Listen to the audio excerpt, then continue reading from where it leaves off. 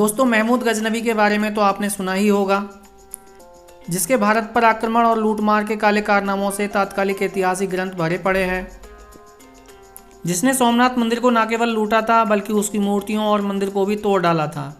लेकिन क्या आप जानते हैं कि ये क्रूर आक्रमणकारी कहाँ का रहने वाला था, इसका जन्म कब और कहाँ इसकी मृत्यु हुई थी। आज के इस वीडियो में हम आपको इस तुर्क शासक के बारे में और भारत पर किए गए इसके आक्रमणों के बारे में पूरी जानकारी देने वाले हैं। तो वीडियो को पूरा देखें और अगर आपने हमारे चैनल को सब्सक्राइब नहीं किया है तो चैनल को भी सब्सक्राइब कर लें।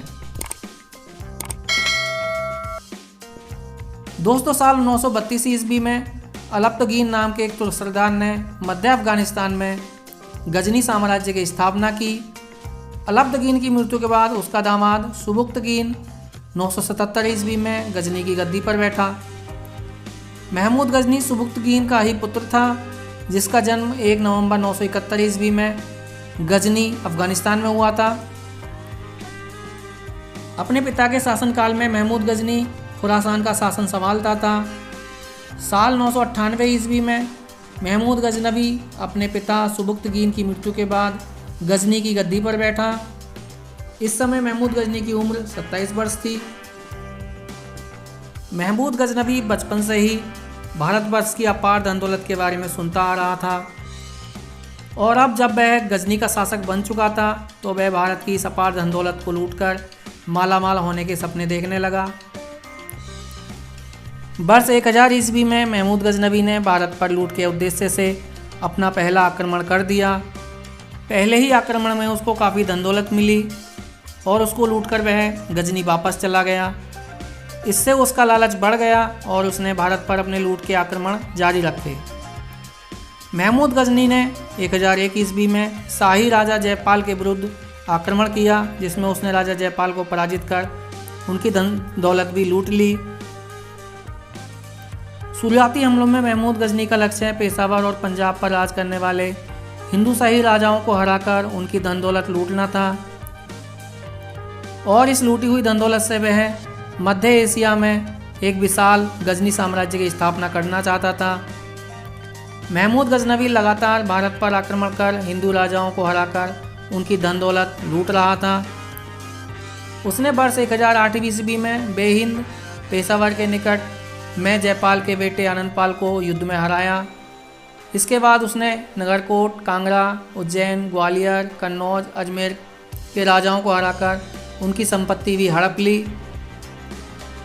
महमूद गजनवी के पास बेहतरीन घुड़सवार धुरंधरों की फौज थी, जो विपक्षी सेना को आसानी से तितर बितर करके हरा देते थे। शुरुआत में तो केवल उसका लक्ष्य धन दौलत लूटना था, लेकिन बाद में वह हिंदू राजाओं को लूटकर उनका साम्राज्य और नगरों को भी विध्वंस करने लगा। महमूद गजनवी ने भारत पर 17 बार आक्रमण किया। महमूद गजनवी ने सबसे चर्चित आक्रमण 1025 ईस्वी में सोमनाथ मंदिर पर किया था। गुजरात के काठियावाड़ा में समुद्र किनारे स्थित सोमनाथ मंदिर से उसने भारी मात्रा में संपत्ति लूटी। ऐसा बताया जाता है कि इस मंदिर की लूट में उसे करीब 20 लाख दीनार के बराबर संपत्ति हाथ लगी थी। उसने न केवल मंदिर से ये संपत्ति लूटी बल्कि मंदिर को विध्वंस किया, मंदिर की मूर्तियों को तोड़ डाला।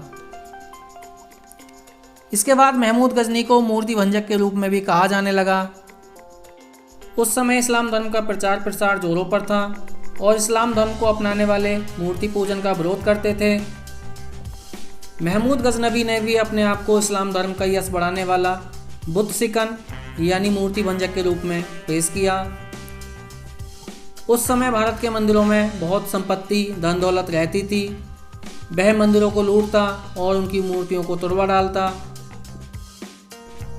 महमूद गजनवी ने भारत पर अपना अंतिम आक्रमण 1027 ईस्वी में आगरा के निकट बहरा के दुर्ग पर किया और वहां से मंदिर की संपत्ति को लूटा। महमूद गजनवी के साथ अरबी लेखक अल-बरूनी भारत आया था, जो पुराणों का अध्ययन करने वाला प्रथम मुस्लिम था। अल-बरूनी द्वारा लिखित किताबुल हिंद भारतीय इतिहास के लिए एक महत्वपूर्ण स्रोत माना जाता है। महमूद गजनवी की मृत्यु 30 अप्रैल 1030 ईस्वी को 59 वर्ष की आयु में गजनी अफगानिस्तान में हुई। परंतु मरने से पूर्व महमूद गजनवी ने सुल्तान की उपाधि धारण कर ली थी और उसे आज भी भारत में इस्लामी शासन लाने की वजह से पाकिस्तान और उत्तरी भारत में उसका महत्वपूर्ण स्थान है। पाकिस्तान में उसे एक इस्लामी शासक की इज्जत आज भी मिलती है। पाकिस्तान में उसके नाम पर एक मिसाइल प्रक्षेपण का नाम भी रखा गया है। तो वहीं भारत में उसे एक लुटेरे और कातिल के रूप में गिना जाता है। तो दोस्तों, ये थी जानकारी महमूद गजनवी और उसके द्वारा भारत पर किए गए आक्रमणों के बारे में। उम्मीद करता हूँ आपको वीडियो में दी गई जानकारी अच्छी लगी होगी और परीक्षा उपयोगी लगी होगी। अगर आपको वीडियो अच्छी लगी हो, काम की लगी हो, तो वीडियो को लाइक और चैनल को सब्सक्राइब ज़रूर करें।